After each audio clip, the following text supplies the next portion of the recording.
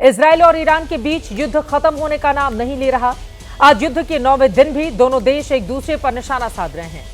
जल्द ये युद्ध अगर खत्म नहीं हुआ तो पूरी दुनिया की परेशानी बढ़ सकती है। ईरान और इजराइल के बीच भीषण होते युद्ध के बीच कांग्रेस की पूर्व अध्यक्ष सोनिया गांधी ने आज एक अखबार में लेख के जरिए युद्ध को लेकर सरकार की नीति पर निशाना साधा है। सरकार पर निशाना साधने से पहले सोनिया गांधी ने युद्ध के लिए इजराइल की जमकर आलोचना की। उन्होंने इस युद्ध के लिए इजराइल के प्रधानमंत्री बेंजामिन नेतन्याहू को जिम्मेदार ठहराया है। सोनिया के मुताबिक इजराइल खुद परमाणु ताकत संपन्न है, लेकिन ईरान के पास परमाणु हथियार न होने पर भी उसे टारगेट किया जा रहा है। ये इजराइल का दोहरा मापदंड है। लेख के अंत में सोनिया ने सरकार को भी घेरा है। ईरान को भारत का पुराना दोस्त बताते हुए सोनिया ने आरोप लगाया है कि सरकार की चुप्पी दिखाती है कि भारत अपनी नैतिक और कूटनीतिक परंपराओं से पीछे हट रहा है।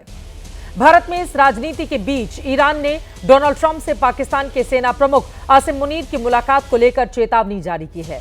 भारत में ईरान के दूतावास की ओर से जारी बयान में यह चेताया गया है कि कोई तीसरा देश इस युद्ध में ना कूदे। आज महादंगल में पूछेंगे, इजराइल या ईरान, किसके संग खड़ा है हिंदुस्तान? क्या ईरान की दोस्ती को भारत ने भुला दिया है? क्या ईरान के लिए भारत इजराइल से दोस्ती छोड़ दे? भारत के लिए सबसे अच्छी नीति क्या हो सकती है? कई ऐसे मुद्दे हैं जिसको लेकर करने वाले हैं बड़ी चर्चा, लेकिन शुरुआत के पहले ये बयान सुनिए।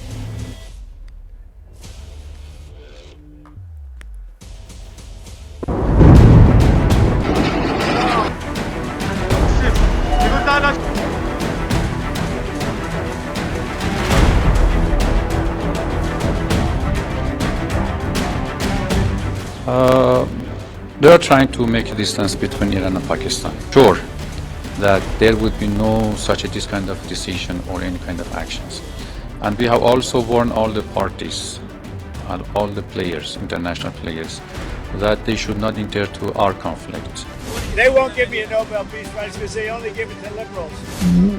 Mr. Netanyahu has long wanted to fight Iran because that way he can stay in office forever and ever. I mean, he's been there most of the last 20 years.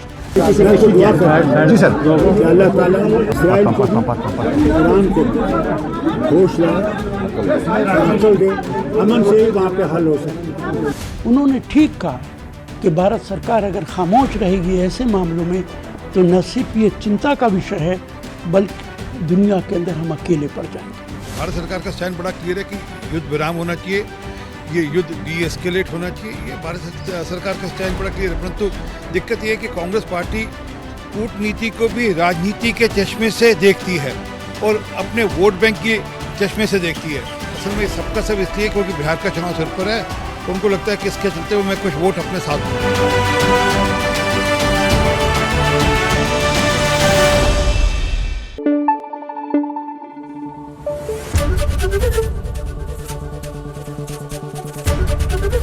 ABP news आपको रखे आगे।